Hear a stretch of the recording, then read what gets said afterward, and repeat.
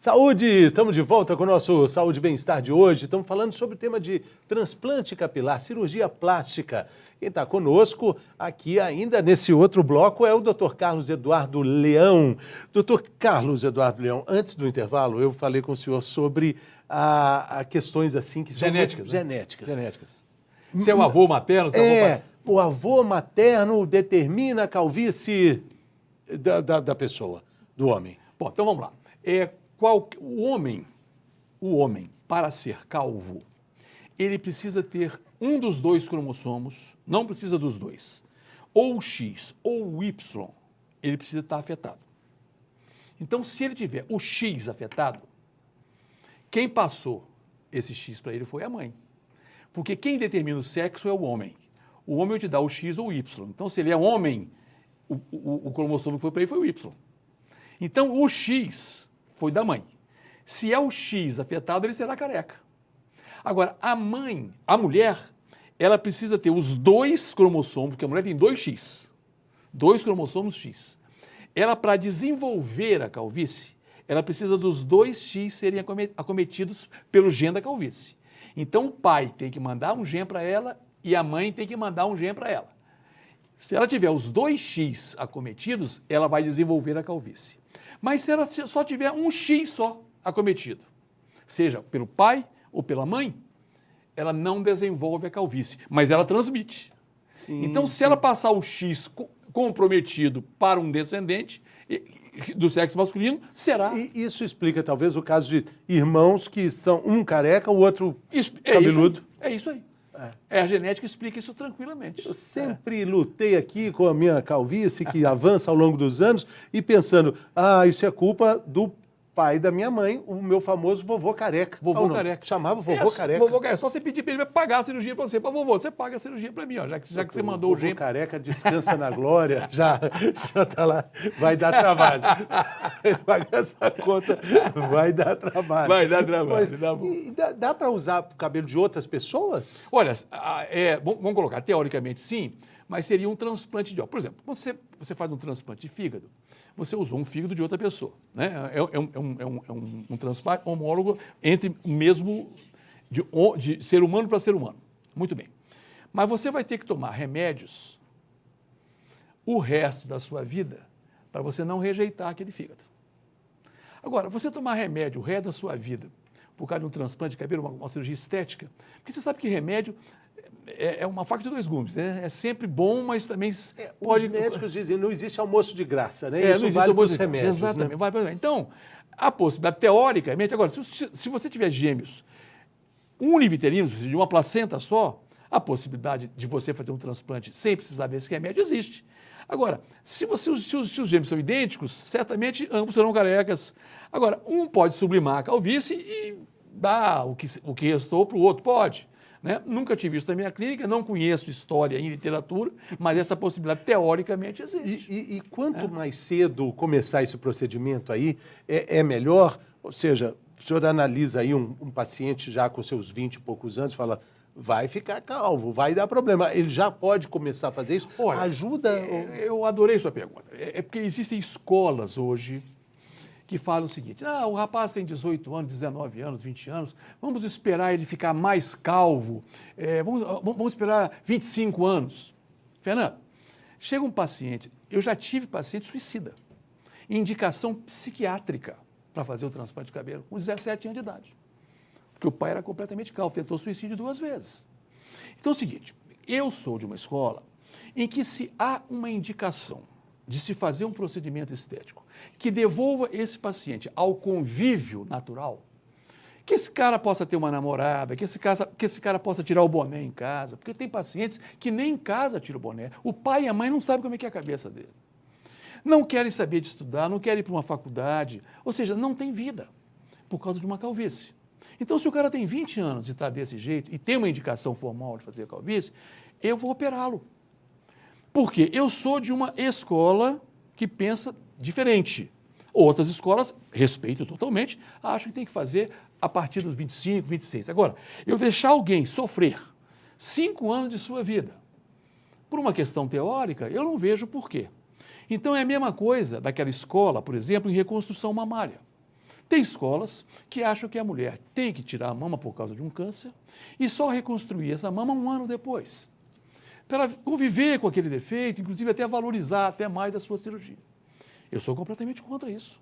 Tem que entrar a equipe da mastologia e retirar a mama. Assim que retirou a mama, entra a equipe da cirurgia plástica e reconstrói.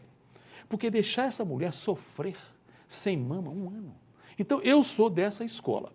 Eu quero dizer para você que não sou o dono da verdade, existem escolas que pensam diferente e eu respeito totalmente essa opinião contrária. Mas eu, na minha clínica, sou por operar. Essa discussão é muito interessante porque quando a gente esbarra aí nos procedimentos que são acolhidos pelos planos de saúde, até pelo próprio SUS, a gente esbarra nos procedimentos estéticos que impedem que eles sejam cobertos por muitos planos de saúde e também pelo Sistema Único de Saúde. Mas quando a gente vê depoimentos de adolescentes com orelha em abano que causa um problema de bullying, um problema social para ele horroroso, não seria hora de ter mais complacência para entender essas questões, até mesmo falando de algo tão estético que é uma cirurgia de implante capilar, para casos extremos, né, doutor? Eu acho que a sua pergunta é completamente pertinente. Logicamente, o que nós gostaríamos é que esses planos de saúde pudessem contemplar essas cirurgias no seu rol de cirurgias que são liberadas por eles. Mas nós temos que entender que o Brasil ainda é um país em desenvolvimento, e que nós temos problemas muito mais sérios do que isso a serem resolvidos. Então, os planos de saúde, se abrirem essa guarda, será em detrimento de alguma coisa mais importante. Sim, infelizmente. Infelizmente. Agora, lógico que existem casos e casos, né, que poderão ser até estudados pelo plano de saúde para que ele possa, eventualmente, liberar para uma cirurgia plástica de finalidade estética. Porque veja bem o seguinte, existe uma frase clássica que é mens sana in corpore sano, né? Mente sã em corpo são. Se você tem algo, né? Vou voltar ao professor Pitangui. O professor Pitangui falava uma coisa sensacional, que é o seguinte: quem procura a cirurgia plástica não quer se destacar na multidão, quer se juntar a ela. Olha a profundidade disso.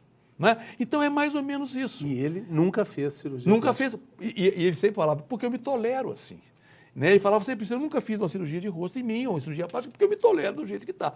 E isso é fundamental. Se a pessoa se gosta do jeito que está, porque envelhecer é um privilégio de você poder envelhecer. Quantos não chegam lá, né? Claro. Quantos não conseguem chegar ao envelhecimento porque tiveram um problema de saúde antes? Então, eu acho que envelhecer é um privilégio, né? Estar aqui é um presente. Doutor, presente. A gente tem que ir para o quadro Mitos de Verdade. Eu estou conversando aqui, daqui a pouco a gente chega na China, na Lua, Júpiter, Plutão.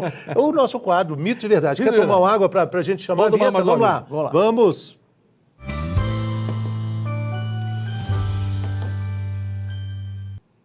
Mitos e verdades. Vamos lá com o doutor Leão. Então, a conversa está ótima aqui. Quando a gente fala de queda de cabelo, existem muitos mitos e muitas verdades.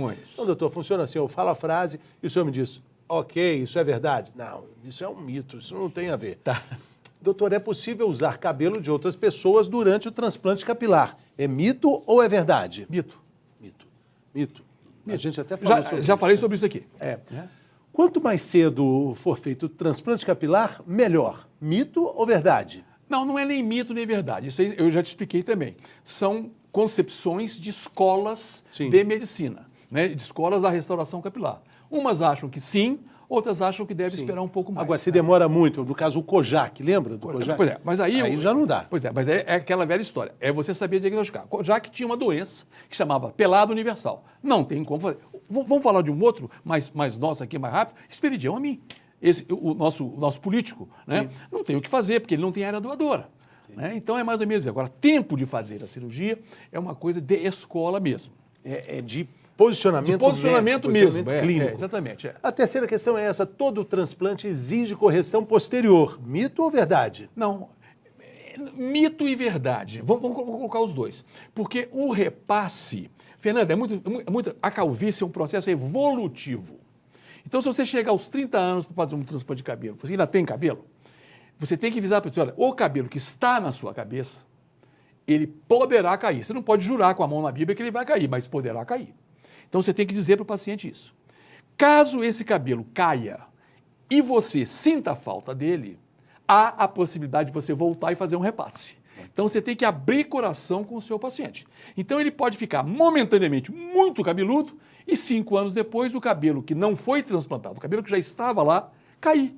Por quê? Porque a calvície é um processo evolutivo. Por isso que é importante você não só operar seu paciente, mas abraçá-lo na clínica, tratar clinicamente, fazer todos aqueles recursos, laser, MMP e medicamentos, para que aquele cabelo que está na cabeça permaneça por muito mais tempo e postergue um segundo tempo. A outra questão é essa, pacientes com calvície mais extensa não podem fazer o transplante capilar. Mito ou verdade? É difícil falar mito ou verdade. O paciente candidato a um transplante capilar é aquele que tem área doadora suficiente para cobrir. Então, aquele que não tem área doadora ou tem uma área doadora muito rala, talvez a emenda fique pior que o soneto. E você tem que estar ali para dizer isso para ele, né? A densidade restaurada pode ser igual à densidade natural? Nunca. Totalmente mito. Você nunca vai conseguir dar ao seu paciente a densidade capilar. Densidade capilar é o número de cabelos contidos num centímetro quadrado. Um paciente normal tem 150 a 180 fios num centímetro quadrado. Você não consegue, num transplante capilar, dar essa densidade ao paciente. Não consegue. E mesmo que você faça 2, 3 vezes. Então, isso é mito. Agora, por que a cirurgia da restauração capilar é sempre... cada vez aumenta mais, cada vez as pessoas nos procuram, porque ela é sucesso, mesmo não tendo a mesma densidade natural, né? Mas você muda de cara, você muda de fisionomia, você passa a ter cabelo, você passa a pentear cabelo. A gente viu na reportagem. E viu na reportagem, então é isso. Mas igual ao que você nasceu, jamais. O paciente sente muita dor no pós-transplante capilar, é mito ou é verdade? Não é nem mito nem verdade, porque tem pacientes que qualquer coisinha dói. E tem outros pacientes que são refratários à dor. Então, o que a gente fala? Eu vou dar um exemplo claro, porque medicina é estatística. Então, vamos lá. 10% de quem opera transplante de cabelo, 10%, precisam tomar a primeira dose de analgésico no pós-operatório. Agora, vamos refazer a frase? 90% de quem faz não toma nem a primeira dose. Sim. Vamos falar outra coisa? Inchar a testa. 15% de quem faz transplante capilar, de 15% a 20%, incham a testa. Agora vamos refazer a frase. 80% a 85% não incham a testa.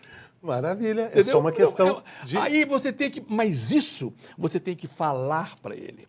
Então, mostrar para ele que isso é uma possibilidade. Então, isso eu falo, reitero, dou por escrito, está no meu site, mas eu falo assim com ele, ó, meu celular, a partir de agora, é seu. Você pode me ligar quantas vezes você quiser.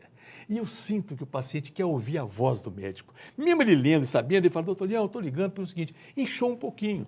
E eu tenho a maior paciência de falar com ele, cara, você não leu aí, né? Porque eu falei com você, vai inchar mesmo, fica bom, pronto. Ele fica feliz em saber. Eu falei para ele mais ou menos, mas isso é uma possibilidade. Entendeu? Maravilha. O cabelo muda de aspecto, muda de textura depois do transplante. Isso é mito ou isso é verdade? Não, é verdade, o cabelo... A gente tira de uma região e ele vem para uma outra região. O cabelo da nuca, ele tem uma ondulação porque existe aqui um recesso clássico. E quando ele vem para cá, ele vem mais, ele mantém essa memória, tá? E até isso se desfazer, porque se desfaz, demora de 1 a 2 anos, mais ou menos, ele passa a ter, então, a textura normal do cabelo aqui de cima. Se reposiciona. Se reposiciona, onde eu estou, onde eu vou. Eu não estou mais lá, eu estou aqui, agora aqui não precisa, né? As cirurgias de transplante capilar são feitas com o uso de anestesia geral. Isso é mito ou é verdade? Não, não é nem mito nem verdade. Vamos colocar aqui, 99% das cirurgias do transplante capilar são feitas com anestesia local e, na minha clínica, com sedação assistida por anestesista. Quer dizer, o anestesista está sempre em qualquer circunstância. Mas existem aqueles pacientes que, de repente, têm um problema, né, que é uma reação paradoxal. Ou seja, aquele sedativo fez o efeito contrário. Então, neste paciente em que houve essa reação paradoxal, é possibilidade, então, a gente reverter essa sedação por anestesia geral, em proteção ao paciente. Porque é mito dizer que a anestesia geral é a mais perigosa. Não é a mais perigosa. Pelo contrário, toda vez que você tem a via aérea pérvia por um tubo, o seu problema de parar de respirar não existe. Né? Então, a anestesia geral é uma anestesia extraordinária. E cada vez mais as anestesias são mais seguras. Cada vez mais os anestesistas são mais preparados. Eu não consigo viver sem o Dr. Juarez Lopes Júnior e o Dr. Walter Henrique Guimarães. Não consigo viver sem eles. Eles são meus anestesistas queridos, estão ali comigo o tempo todo. Todos são intensivistas, são médicos de CTI. Sabem muito. Então, isso dá uma segurança muito grande. Exatamente. Vamos para a última questão aqui no Mito ou Verdade sobre transplante capilar. É a seguinte, as cirurgias, na verdade, é a penúltima. As cirurgias plásticas para transplante têm uma excelente taxa de sucesso. É mito ou verdade? É verdade. É verdade. Uma excelente taxa de sucesso, a maioria absoluta, existe, logicamente, alguns pacientes que têm uma perda maior por questões até de área doadora, os resultados não são iguais. Vou te dizer aqui, você pega um paciente do cabelo grosso, ondulado, aquele cabelo que não desmancha com vento. É o melhor cabelo para transplante de cabelo. Esse cabelinho meu aqui lisinho, ele não dá o mesmo volume ou a mesma densidade que um cabelo mais ondulado. O seu cabelo é mais ondulado. O meu não desmancha com qualquer vento. O seu cabelo é muito melhor do que o meu para o transplante de cabelo. Então, aquele paciente que te vê e chega em mim e fala, doutor Leão, o senhor fez do Fernando Rocha, eu achei sensacional, e o cabelo dele é igual ao meu. Eu falei assim, mas o seu não vai ficar igual ao dele, não. Porque, veja bem, se eu colocar 10 mil fios de cabelo grosso num paciente, o resultado não é o mesmo se eu colocar 10 mil fios de cabelo fino em outro paciente. Porque um cabelo é mais grosso que o outro. Então, o cabelo mais grosso ocupa mais espaço, fica mais bonito. Então, aquele cabelo que é tido como ruim na nossa cultura, né? O cabelo como o meu é o cabelo bom, que desmancha com vento. Esse cabelo na nossa cultura não é o melhor para a cirurgia da calvície. Então, tem isso também. Você não falou aí de mito, é verdade, se me permite? Usar boné faz cair o cabelo? Não, não faz cair o cabelo. Lavar a cabeça todo dia faz cair o cabelo? Não, não faz. Dormir com o cabelo molhado? Dormir com o cabelo molhado? Não, não faz cair o cabelo. Tem a última agora, vamos lá. O transplante deve ser feito por cirurgião plástico, formado em medicina, com especialização em cirurgia plástica. Mito, verdade? Olha, é verdade, mas eu acrescentaria uma outra verdade. Não é só por cirurgião plástico, é por cirurgião plástico e por dermatologista que tenha formação cirúrgica. Então, eu quero reiterar, a restauração capilar brasileira, Fernando, a restauração capilar não é só colocar cabelo numa calvície ou numa pessoa que não tem, um homem que não tem barba, não. Restauração capilar é muito mais ampla, é uma especialidade gigantesca, em que você restaura perdas de substância, arrancamentos de couro cabeludo, traumas, queimaduras, tumores. Então, tudo isso que faz perder o cabelo, o restaurador capilar é que faz isso. Então, isso é para o especialista em restauração capilar, que são os cirurgiões plásticos e os dermatologistas com formação cirúrgica. Então, a especialidade está nessas mãos. E o meu conselho ao seu grande público, Fernando, é que sempre procurem por estes profissionais.